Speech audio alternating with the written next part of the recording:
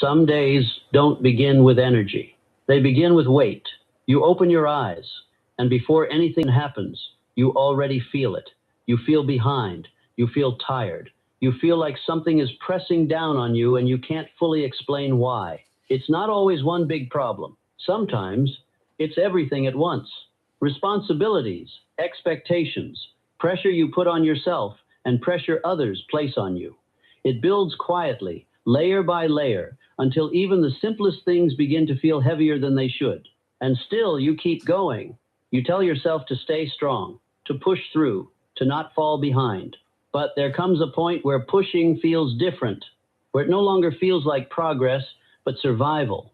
And that is the moment most people never talk about.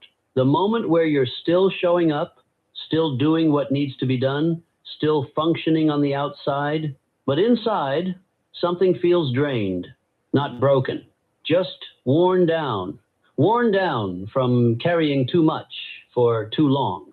And in that moment, the hardest part isn't the work itself. It's the feeling that you have to keep doing it. That slowing down is not an option. That stopping even for a moment might cause everything to fall apart. So you continue.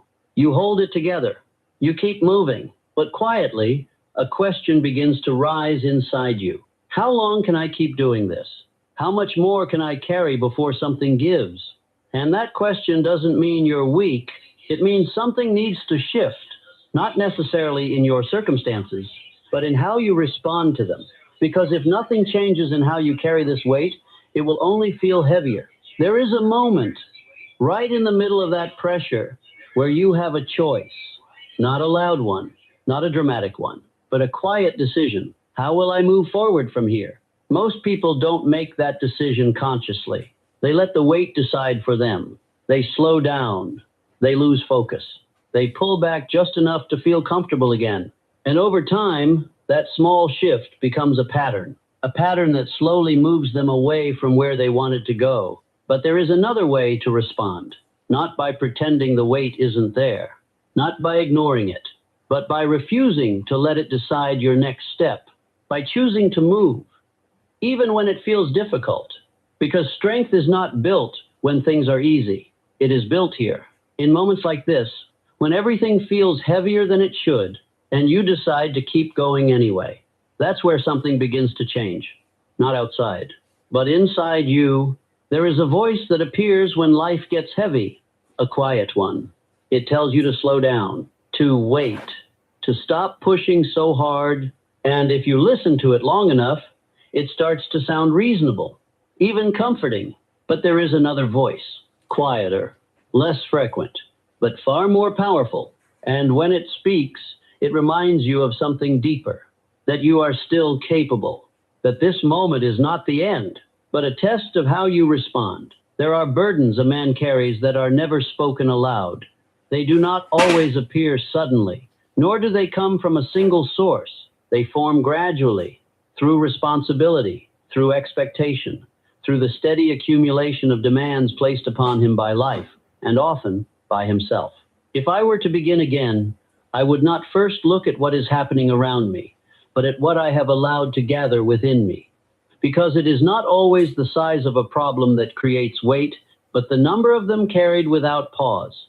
Many experience this condition without fully understanding it. A man wakes up, prepares for the day, and before any task has begun, he already feels the strain of what lies ahead. Not from one difficulty, but from many combined, layered together, carried without release. This is not weakness, it is accumulation. If I were beginning again, I would recognize that clearly. There is also the nature of this weight. It does not announce itself loudly. A man continues to function. He fulfills his obligations. He completes what must be done. From the outside, he appears steady, composed, capable. Yet internally, there is pressure. If I were beginning again, I would not mistake outward control for inner ease. There is also the habit of silent endurance. A man often believes it is his responsibility to carry everything alone. He continues without pause, without complaint, without showing strain. And in doing so, he strengthens one part of himself, yet burdens another. If I were beginning again, I would understand that endurance, when unexamined, leads not only to strength, but to exhaustion. There is also a misunderstanding of strength itself.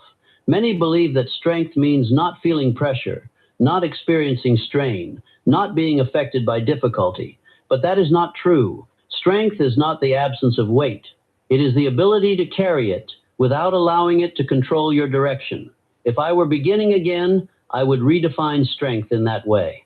There is a moment that comes quietly when a man begins to feel that what once seemed manageable now requires more effort than before. Simple tasks feel heavier. Decisions feel more demanding, not because they have changed, but because what he carries has increased. This is the moment where awareness must begin.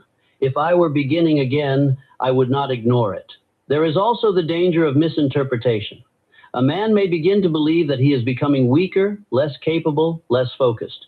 Yet often, this is not true. What has changed is not his ability, but his load. If I were beginning again, I would not question my strength too quickly. I would examine what I am carrying. Many continue in this condition for long periods. They meet expectations. They fulfill responsibilities. They remain consistent, yet they do so with increasing strain. And because they continue, others see them as strong, even when internally they feel heavy. If I were beginning again, I would understand that being seen as strong does not remove the need to manage what I carry. There is also the compounding effect of unaddressed pressure. Each responsibility added, each expectation accepted, each demand fulfilled without pause contributes to the total weight. Individually, each may seem manageable. Together, they become something much greater. If I were beginning again, I would become aware of this accumulation early. There is also a clear difference between those who recognize this weight and those who do not. One becomes aware. He observes what he carries. He adjusts how he responds. The other continues without awareness, believing that persistence alone is enough. Over time, their paths begin to separate. If I were beginning again, I would choose awareness. There have been men who carried immense responsibility and yet maintained direction. They did not avoid pressure, they did not escape weight, but they learned how to manage it. Their strength was not in avoiding burden, but in not allowing it to alter their movement. If I were beginning again, I would study that difference carefully. There is also the perception of others. A man who continues under pressure appears composed, reliable, strong, yet few understand what he carries internally. Few see the effort required to maintain that position. This creates a separation between appearance and reality. If I were beginning again, I would not rely on appearance as proof of stability. There is also a gradual shift that occurs if this weight is not managed. A man begins to slow, not physically at first, but mentally. His clarity weakens. His focus becomes divided, not because he lacks discipline, but because his attention is consumed by what he carries. If I were beginning again, I would protect my clarity, because clarity determines direction, and direction determines outcome. There is also an important realization. A man cannot always remove what he carries, but he can change how he carries it. He can adjust his response. He can strengthen his position. He can reduce the influence of weight without removing its presence. If I were beginning again, I would focus on this ability. There is also the beginning of control, not control over circumstances, but control over response. A man recognizes that while he cannot eliminate every responsibility, he can decide how those responsibilities affect him. He can choose whether weight slows him or strengthens him. If I were beginning again, I would take this control deliberately. There is also a shift from resistance to acceptance. A man stops asking why the weight exists. He stops fighting its presence. Instead, he acknowledges it. And in doing so, he reduces its power, because what is resisted often grows stronger. If I were beginning again, I would remove unnecessary resistance. There is also a transformation that occurs when awareness is applied. A man no longer feels overwhelmed in the same way, not because the weight has disappeared, but because he understands it. He sees it clearly, and in that clarity, he is no longer controlled by it. If I were beginning again, I would seek clarity before relief. There is also a quiet strengthening that follows. A man becomes more grounded, more stable, more deliberate. His actions are no longer dictated by pressure, but by direction. And in that shift, he regains control. If I were beginning again, I would build this steadiness. There is also a final realization. The weight a man carries is not always a signal to stop. It is often a sign that he has taken on more and must now become stronger in how he carries it. If I were to express this as instruction, I would say this: recognize what you carry, but do not allow it to define your movement. Fix this deeply in your mind. I carry weight, but I remain steady. I move forward regardless, because the moment you understand this, everything begins to change. Having recognized the weight you carry, the next principle is to understand what happens inside you when that weight begins to press against your movement, because it is not the weight alone that determines your direction. It is your response to it. And that response does not begin with action. It begins with thought. There is a moment that comes to every person under pressure. It is not loud. It is not dramatic, but it is decisive. You feel the weight, and something inside you begins to speak, not in commands, but in suggestions. A quiet voice that tells you to slow down, to wait, to ease off, to stop pushing so hard. And because the pressure is real, that voice sounds reasonable. It feels justified. If I were beginning again, I would not accept what feels reasonable without examining it, because not everything that feels right in a moment of pressure leads you in the right direction. There is also another voice, one that is quieter, less immediate, but far more powerful. It does not offer comfort. It does not seek relief.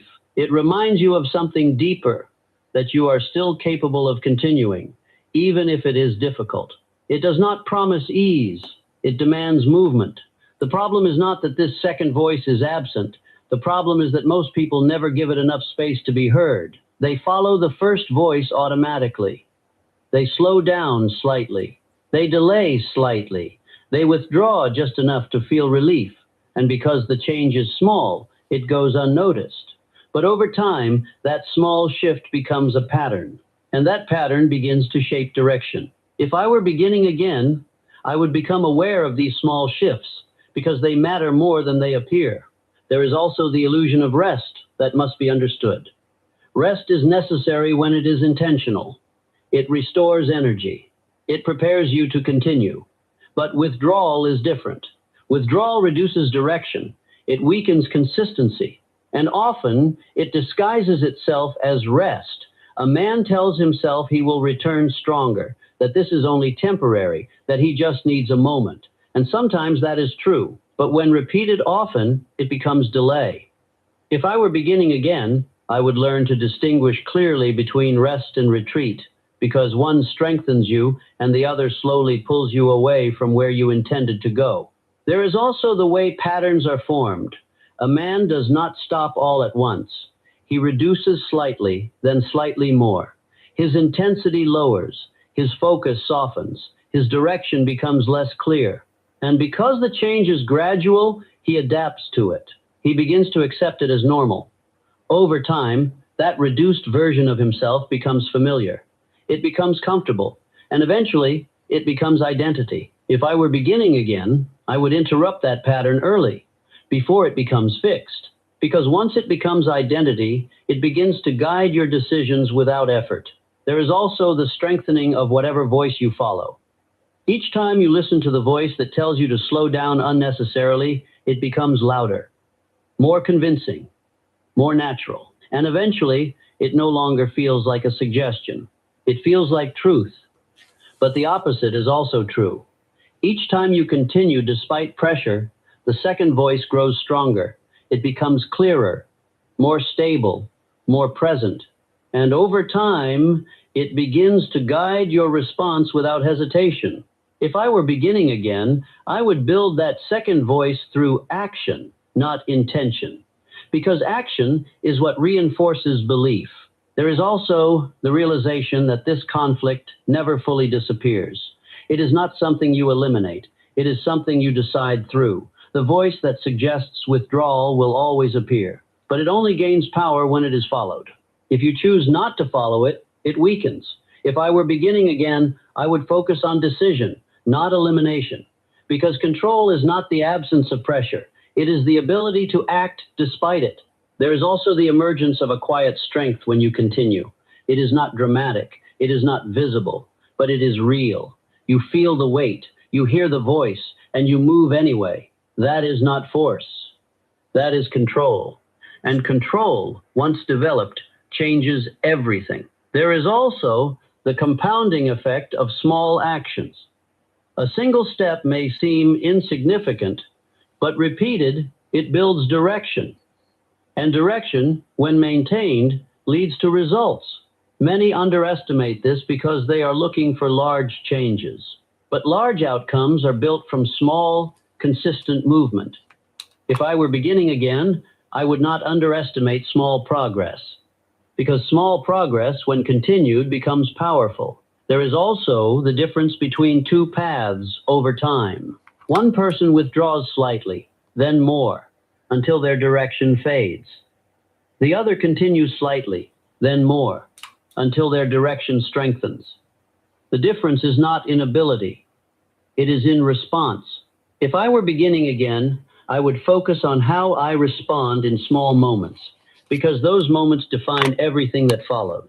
There is also a transformation that occurs when continuation becomes habit. A person no longer debates internally in the same way. They feel pressure, but they do not question whether to move. They simply move. Not because it is easy, but because it has become their standard. If I were beginning again, I would continue until this becomes natural. Because when continuation becomes automatic, hesitation disappears. And when hesitation disappears, progress accelerates. There is also the understanding that your direction is not determined by what you carry, but by the decisions you make while carrying it. And those decisions are made in moments so small they are often overlooked. If I were to express this as a principle, it would be this. When the voice of withdrawal appears, recognize it, but do not follow it. Fix this deeply in your mind. I continue. I do not retreat. I move forward regardless of how I feel. Because once this becomes your pattern, everything begins to shift. You are no longer controlled by pressure. You are no longer guided by comfort. You are guided by decision. And that is where real strength is built. There is also another layer to understand. Strength is often misunderstood. Many believe strength is energy, intensity, or the absence of struggle. But true strength is none of these. It is the ability to continue when none of those things are present. It is the ability to act when you do not feel ready, when you do not feel supported, when nothing around you has changed. If I were beginning again, I would not measure strength by how I feel, but by how I move when feeling offers no support.